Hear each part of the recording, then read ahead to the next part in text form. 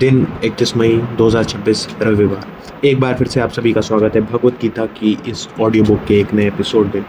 पिछले एपिसोड में हमने देखा कि अर्जुन भगवान श्री कृष्ण से पूछता है कि जो एक कर्मयोगी होता है, जो एक स्थिर बुद्धि का पुरुष होता है, उसके क्या लक्षण होते हैं, वो किस तरीके से बातचीत करता है, किस तरीके से बेसिकली एक्शंस लेता है, किस तरीके का वो उसको डिस्क्राइब करिए। उसने बेसिकली ये रिक्वेस्ट किया भगवान से। तो जो भगवान ने उस बंदे का डिस्क्रिप्शन दिया था उसको मैं एक बार फिर से रिफ्रेश कर दूंगा। श्री भगवान बोले, हे अर्जुन, जिस काल में यह पुरुष मन में स्थित संपूर्ण कामनाओं को भली भांति त्याग देता है और आत्मा में ही संतुष्ट रहता है, उस काल में वह स्थित प्रज्ञ कहा जाता है। इसके बाद अगला श्लोक आ जाता है। इसमें इस पुरुष के लक्षणों के ऊपर और बातचीत की गई है। जो ये श्लोक है वो कुछ इस प्रकार से: दुखे श्वनु दिग्रमना सुखेषु विगत स्पृहा वीत्रा भय क्रोधा स्थित धीर्मु निरुच्यते। इसका अर्थ है दुखों की प्राप्ति होने पर जिसके मन में उद्वेग नहीं होता, सुखों की प्राप्ति जो सर्वथा निष्प्रह है तथा जिसके राग भय और क्रोध नष्ट हो गए हैं, ऐसा मुनि स्थिर बुद्धि कहा जाता है।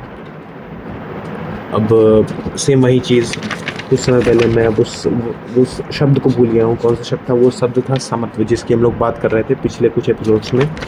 तो यहाँ पे हम लोग ये जो समत्व की क्वालिटीज़ है of maintaining a balance in the life, अपने जीवन में बैलेंस बना के चलना, नो मैटर की चीज़ें कितनी ज़्यादा डायर हो गई हैं, कितनी अच्छी हो रही हैं, अमिडस्ट ऑफ ऑल दैट अपने जीवन में बैलेंस बना के रखना है। और क्रोध से अपने आप को नष्ट ना कर लेना, या फिर भय से अपनी मानसिकता को नष्ट ना कर लेना। ये इस प्रकार के पुरुष के, या इस प्रकार यहाँ पे एक शब्द वैसे यूज़ हुआ है मुनि, बिकॉज आई थिंक मुनि शब्द इसलिए यूज़ हुआ है क्योंकि अक्सर जो ऋषि मुनि होते हैं उनमें भी इस प्रकार के गुण होते हैं। वो लोग अक्सर जो है क्रोध और भय, इन सब चीज़ों से काफ़ी ऊपर उठ चुके होते हैं। खैर, अब हम लोग मूव ऑन करेंगे अगले श्लोक पे। जो अगला श्लोक है वो कुछ इस प्रकार से: यह सर्वत्र नभिंस्त्रते हस्तता प्राप्य शुभम नभिन्दति न द्वेष्ट तस्य प्रज्ञा प्रतिष्ठिता। इसका अर्थ है जो पुरुष सर्वत्र स्नेह रहित हुआ उस शुभ या अशुभ वस्तु को प्राप्त होकर ना प्रसन्न होता है और ना द्वेष करता है, उसकी बुद्धि स्थिर है। तो एक बार मैं इसको फिर से पढ़ना चाहूँगा क्योंकि आई डोंट थिंक मैं पहली बार में इसको ढंग से पढ़ पाया। जो पुरुष सर्वत्र स्नेह रहित हुआ उस शुभ या अशुभ वस्तु को प्राप्त होकर ना प्रसन्न होता है और ना द्वेष करता है, उसकी बुद्धि स्थिर है। अब हम लोग मूव ऑन करेंगे अगले श्लोक पे। जो अगला श्लोक है वो कुछ इस प्रकार से: यदा संहर्ते चायम कूर्मोवानीवं सर्वसा इंद्रियाणि निद्रार्थे भयस्ते प्रज्ञा प्रतिष्ठिता। जिसका अर्थ है और कछुआ सब ओर से अपने अंगों को जैसे समेट लेता है, वैसे ही जब यह पुरुष इंद्रियों के विषयों से इंद्रियों को सब प्रकार से हटा लेता है, उसकी बुद्धि स्थिर है, ऐसा समझना चाहिए। जो अगला श्लोक है वो कुछ इस प्रकार से: विषया विनि वर्तन्ते निर्हारस्य देह। एक से निर्हारस्य देहिना रसवर्ग्यम रसो पयस्य परम दृष्ट्वा निवर्तते।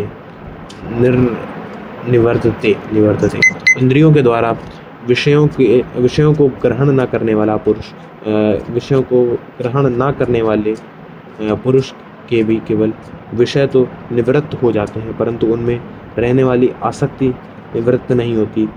इस स्थित प्रज्ञ पुरुष की तो आसक्ति भी परमात्मा का साक्षात्कार करने के निवृत्त हो जाती है।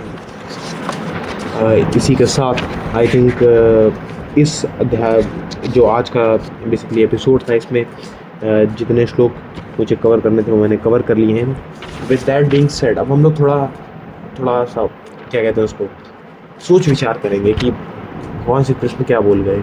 क्योंकि ऑन द सरफेस ये लग सकता है कि जो है वहीं सब बातें हो रही हैं कि जो है चीज़ों से बहुत ज़्यादा अटैच ना हो, डिटैच ना हो, पर जो है क्या कह सकते हैं कि हर जगह जैसे एक एग्ज़ाम्पल भी दिया गया है, जैसे एक कछुआ है, कछुआ जो है जब उस पे कोई भी प्रेडेटर या फिर कोई भी दूसरा जानवर अटैक करता है तो वो बेसिकली अपना शरीर अंदर उसके अंदर शेल के अंदर चला जाता है। वैसे ही जो ये जो इस प्रकार का पुरुष है, जो इस प्रकार का कर्म योगी है, वो बेसिकली जितने भी इंद्रियों के विषय हैं, क्योंकि आम जीवन में कई जितने भी हमारे काम हैं वो सब हमारी इंद्रियों से रिलेटेड ही हैं, उनमें से इंद्रियों को हटा देता है, मतलब उसके लिए मैटर नहीं करता है। जैसे अक्सर मैं आपको एक एग्जांपल देता हूँ, देखो जैसे मैं सुबह उठा और अक्सर ये होता है कि यार आज सुबह यार कुछ मज़ेदार खाने को मिल जाए। ऐसा होता है भाई कि यार सुबह उठा, अब चाय पी रहा हूँ तो चाय के साथ यार 5 रुपये वाली नमकीन भी हो जाती है यार। अब यार 5 रुपये वाली नमकीन हो गई है तो यार बिस्किट भी हो जाते हैं यार, ये वाली बात हो जाती है। तो जबकि वो जो चीज़ है वो मेरे फ़ायदेमंद नहीं। पहली बात तो चाय भी इंसान के लिए अच्छी नहीं होती, क्योंकि चाय में बहुत चीनी डालते हैं लोग आजकल। लेकिन बात ये है ना कि देखो सुबह कुछ ना कुछ खाना तो इम्पॉर्टेंट है। देखो ऐसा मैं नहीं बोलूँगा कि सुबह उठो कुछ ना खाओ और बहुत कम खाओ, ऐसा नहीं है। लेकिन सुबह उठ के तुमने कुछ खाया, बट वहाँ पे तुम स्वाद भी ढूंढ रहे हो और सोच रहे हो कि यार अब थोड़ी नमकीन हो जाती, अब यार थोड़े बिस्कुट हो जाते और इसके साथ चाय होती तो क्या मज़ा आ जाता। तो वो वाली बात जो है वो बेसिकली ये जो चीज़ है, ये मुझे नहीं लगता इस जो भगवान कृष्ण जिस पुरुष का उदाहरण देना चाह रहे हैं वो पुरुष ये नहीं है। ये मतलब जो ये चाय के साथ बिस्किट और नमकीन वाला पुरुष है, ये वो पुरुष नहीं है। खैर, I don't think I can come up with any more better examples for this. I think that was all for this episode. अगर आपके पास कोई और अच्छा एग्जाम्पल हो जिससे आप बेसिकली इन क्वालिटीज़ को अच्छे से एक्सप्लेन कर सकते हो, या फिर आपको कोई एक ऐसा बंदा दिखता हो जिसके अंदर ये क्वालिटीज़ इमिनेंट हो, दिख रही हो, कोई फेमस सेलिब्रिटी या फिर कोई और भी फेमस पर्सन या फिर पर्सनैलिटी, तो मुझे ज़रूर बताओ। आई होप आज के इस एपिसोड से आपको कुछ नया सीखने को मिला, आपने कुछ नई चीज़ सीखी। और मैं जानता हूँ कि मैंने पिछले एपिसोड में कई सारी चीज़ें प्रॉमिस करी थी। एक एपिसोड में मैंने ये भी प्रॉमिस किया था कि यार ये जो इसमें कुछ पिक्चर्स हैं इस बुक में वो भी मैं आप लोगों को दिखाऊंगा, but due to time constraints मैं वो शो नहीं कर पा रहा हूँ। बट बहुत जल्द हम लोग ये सब चीज़ें भी करेंगे और I have some more content plan for this channel, जो कि मैं रिलीज़ करूँगा वेरी सून। सो अगर आपको वो चीज़ें पसंद हैं प्रोग्रामिंग से रिलेटेड और भी जनरल टॉपिक से रिलेटेड, तो I guess stay tuned and I will see you in the next episode.